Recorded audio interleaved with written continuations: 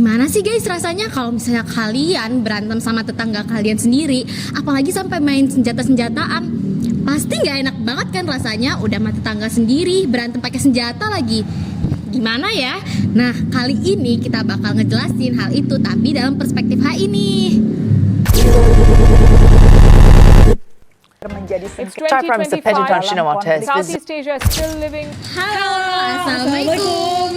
Kami dari kelompok 1 Asia Tenggara kelas A. Di sini kita akan menjelaskan bagaimana sih terjadinya konflik antara Kamboja dan juga Thailand. Terkait apa sih? Yuk simak video kita selanjutnya. Ayo.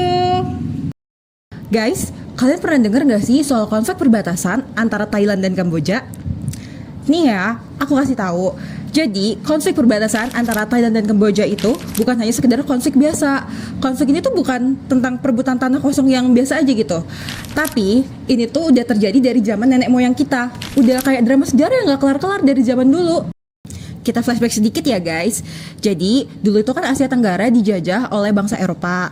Nah, Kamboja ini dijajah oleh Prancis. Dan dulu Thailand yang dulunya namanya Siam itu berada di antara dua kekuatan besar, yaitu Inggris dan Prancis. Nah, masalah ini tuh mulai muncul ketika mereka mulai menetapkan batas wilayah antara negara mereka. Dan tebak siapa yang bikin batas wilayah itu? Para penjajah guys. Nah, peta yang paling bikin ribut itu adalah peta buatan Prancis yang dibuat tahun 1907. Nah, di peta tersebut ada candi kece namanya Candi Previer. Nah, candi tersebut itu dimasukin ke wilayahnya Kamboja. Tapi Thailand bilang ke Kamboja, "Hah, ini mah nggak valid. Akses ke candi itu adalah wilayah aku." Dan emang sih kalau kita lihat dari sisi geografis, candi tersebut tuh ngadep ke arah Thailand. Dan dari sisi Kamboja tuh candi itu tuh susah dijangkau. Tapi masalahnya tuh nggak sesimpel siapa yang paling dekat ke candi tersebut, sob. Jadi, Candi Previer itu dibangun dari abad ke-9 sampai abad ke-12 oleh Kekaisaran Khmer. Jadi, candi itu tuh bukan cuma tumpukan batu doang guys. Ini juga merupakan simbol kejayaan masa lalu.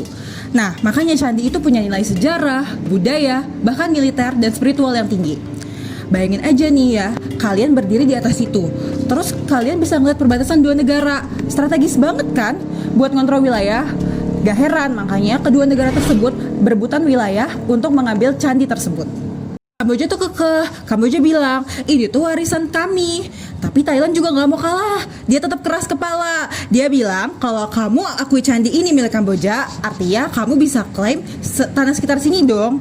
Dan boom, akhirnya konflik pun makin tambah panas. Dan bukan cuma teori doang, udah beberapa kali dua negara tersebut tuh bentrok bersenjata, bahkan sampai ke Mahkamah Internasional. Di tahun 1962, Mahkamah memutuskan bahwa candi tersebut adalah milik Kamboja. Tapi apakah itu bikin tenang? Enggak guys, sampai 2011 aja masih ada baku tembak di sekitaran situ. Nah, lucunya lagi, rakyatnya itu bisa hidup bareng-bareng dan biasa aja. Mereka tuh jualan, bertani, ngobrol kayak biasa. Tapi di atas mereka, negara lagi ribut tentang siapa yang lebih berhak atas situs kuno bersejarah tersebut. Jadi ya, cerita tentang Candi Previer itu bukan sekedar sejarah biasa sob. Ini tentang identitas, politik, dan sisa-sisa luka kolonialisme. Kadang yang kita warisi itu bukan cuma soal budaya, tapi juga konflik. Oke, lanjut ya guys. Nah, ceritanya itu jadi makin panas. Jadi, abis Prancis cabut dari Indochina di tahun 1954, Thailand tuh langsung gercep gas ambil ahli di Candi Previer dan naruh pasukan di situ. Kamboja tuh langsung bilang, kamu ngapain di situ? Nah, buat Kamboja, masuknya Thailand ke wilayah Candi Previer itu tuh merupakan pelanggaran berat. Mereka ngerasa candi itu tuh udah jadi bagian dari identitas mereka sejak zaman leluhur. Akhirnya di tahun 1959, Kamboja itu resmi bawa kasus ini ke Mahkamah Internasional atau ICJ. Nah, gak main-main tuh sob. Kamboja tuh langsung nuntut ke pengadilan internasional. Dan boom, di tahun 1962, ICJ tuh ngumumin kalau misalnya Candi Previer itu sah milik Kamboja. Thailand disuruh angkat kaki dari situ dan balikin semua artefak yang telah dicuri dari Candi Previer. Gila gak tuh? Kenapa bisa kayak gitu? Jadi, Mahkamah Konstitusi atau ICJ itu pakai prinsip hukum yang bilang kalau kamu diem aja selama bertahun-tahun dan gak protes soal klaim wilayah, berarti kamu itu setuju. Nah, Thailand ini selama berpuluh-puluh tahun lamanya dia tuh diem aja soal peta Perancis yang dibuat di tahun 1907, yang mana di peta tersebut Candi Previer itu merupakan milik dari Kamboja. Tapi Thailand tuh nggak terima gitu aja. Mereka bilang, hey, ini tuh nggak adil. Candi itu lebih dekat ke wilayah Thailand dan aksesnya pun lebih dekat ke Thailand. Masa Thailand disuruh keluar sih dari candi tersebut? Dan sejak saat itu, konflik itu nggak benar-benar selesai. Meski ada keputusan ICJ yang telah mengeluarkan bahwa candi tersebut adalah milik Kamboja, ketegangan itu terus terjadi di bawah permukaan. Bahkan sampai muncul bentrok militer lagi di tahun-tahun setelahnya. Jadi kesimpulannya, hukum internasional itu emang bisa bikin keputusan.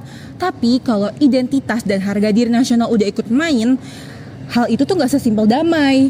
Dan candi itu tuh jadi saksi bahwa yang diributin ini kadang itu bukan cuma soal tempat, tapi juga soal rasa memiliki dan luka yang diwariskan dari masa lalu. Kalau kalian pikir konflik tentang Candi Previer ini sudah selesai dari dulu kala, sejak putusan Mahkamah Internasional tahun 1962, kalian salah. Sempat setelah adem selama bertahun-tahun, pada tahun 2008 situasi pun kembali panas, bahkan makin meledak. Pemicunya itu apa? Jadi pemicunya itu adalah ketika UNESCO menyetujui permintaan Kamboja untuk daftarin Candi Previer sebagai salah satu dari situs warisan dunia.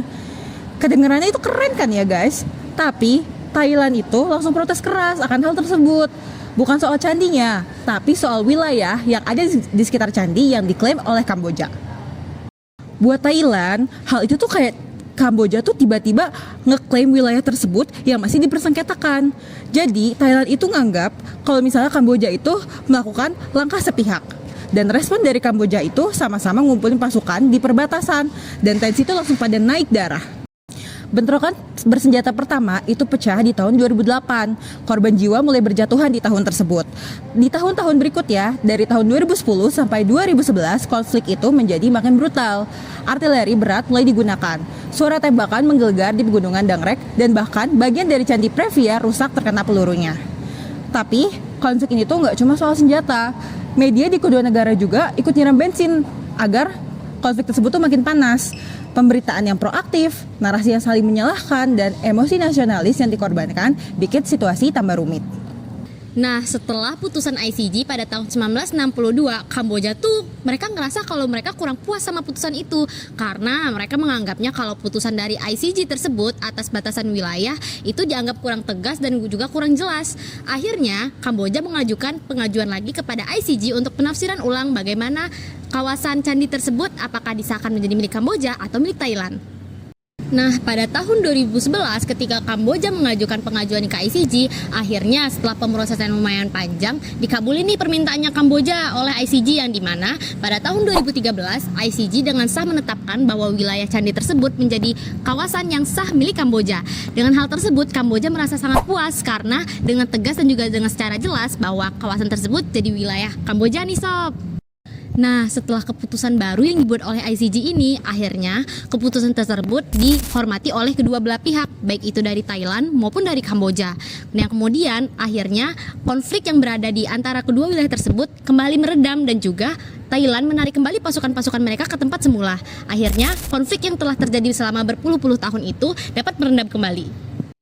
Nah, setelah ketegangan yang kembali meredam setelah putusan ICJ pada tahun 2013 tersebut, namun kasus ini nggak berhenti sampai di situ aja sob. Ternyata pada tahun 2025 kasus ini kembali naik dan juga membuat ketegangan di antara dua negara. Dikarenakan pada tanggal 28 Mei tahun 2025 itu terjadi penyerangan antara dua tentara ini, yang dimana salah satu tentara Kamboja itu mati dalam penyerangan ini, yang lokasinya juga tidak jauh dari kawasan candi tersebut. Nah, kedua negara ini tuh saling tuduh. Kamboja nuduhnya Thailand yang duluan, tapi Thailand nuduhnya Kamboja yang malah duluan. Kamboja bilang kalau misalnya tentara Thailand itu nyerang tentaranya mereka dan membunuh salah satu tentara mereka. Tapi Thailand bilang kalau misalnya yang duluan nyerang itu adalah Kamboja. Jadi tentara Thailand hanya membalas serangan tersebut. Nah, respon Thailand itu atas kejadian konflik yang mulai mencuat ini tuh lumayan cepat. Beberapa pos-pos Thailand yang berada di perbatasan itu ada yang ditutup, ada juga yang jam operasionalnya itu bahkan dibatasi. Tapi Perdana Menteri Thailand ini menyebutkan bahwa situasi yang berada di daerah perbatasan tersebut masih bisa dikendalikan dan juga masih dalam posisi yang aman. Nah, tapi ada secercah harapan nih di balik munculnya kembali konflik ini, di mana pada tanggal 8 Juni kedua negara ini sepakat untuk menarik kembali pasukan mereka ke batasan wilayah yang udah disepakati pada tahun 2024. Dan dunia pun bernapas lega. Nah, di tanggal 14 Juni, Kamboja dan Thailand ini duduk bareng di Joint Boundary Committee yang ada di Phnom Penh untuk membahas situasi tersebut. Mereka dikatakan masih dalam kondisi yang kondusif karena mereka masih mengedepankan diplomasi sebagai harapan mereka. Akan tetapi, hal ini tuh nggak berlangsung lama nih sob, karena satu hari setelahnya pada tanggal 15 Juni, Kamboja membuat sebuah gebrakan baru yang membuat dunia itu sangat tercengang. Pada tanggal 15 Juni, Kamboja ini ngadu nih ke ICJ kalau mereka itu mengajukan gugatan kepada ICJ gak cuman perbatasan satu wilayah doang nih sob, tapi sekaligus langsung 4 perbatasan wilayah. Nah, Perdana Menteri Hun Manet bilang ini tuh bukan provokasi, tapi langkah akhir dari perdamaian, yang dimana mereka ngerasa kalau misalnya dialog bilateral itu tuh udah gak ada harapan dan udah menjadi pementokan aja. Nah, gimana sama respon Thailand? Ya respon Thailand jelas marah dong. Mereka tuh nggak mau kalau misalnya ada pihak ketiga, apalagi dari pengadilan internasional. Mereka pengennya permasalahan ini tuh diselesain sama dua negara aja. Nah, tetapi di balik itu, militer Thailand itu tetap bersiap siaga di daerah perbatasan tersebut. Karena kata Kementerian Pertahanan Thailand bahwa kalau misalnya kedaulatan negara mereka itu harus tetap nomor 1 dan harus tetap dijaga.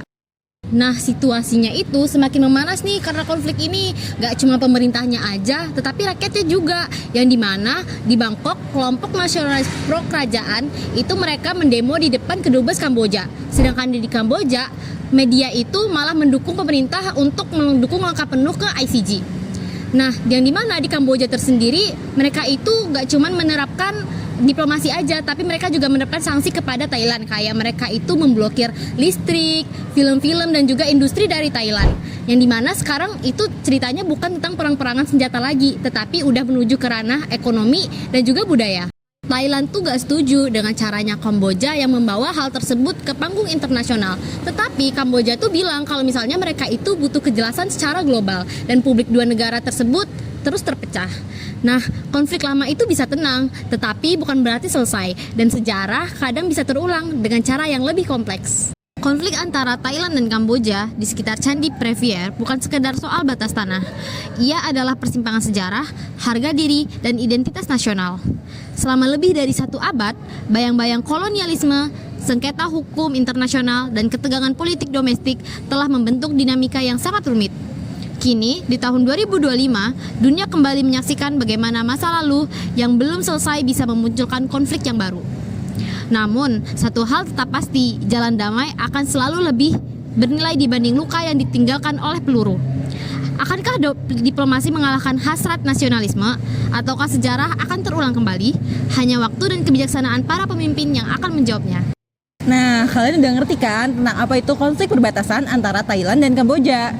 Nah, kalau misalnya kalian pengen mempelajari lebih lanjut nih, kalian bisa cari artikel-artikel pendukung atau bisa menonton ulang video yang udah kita sematkan.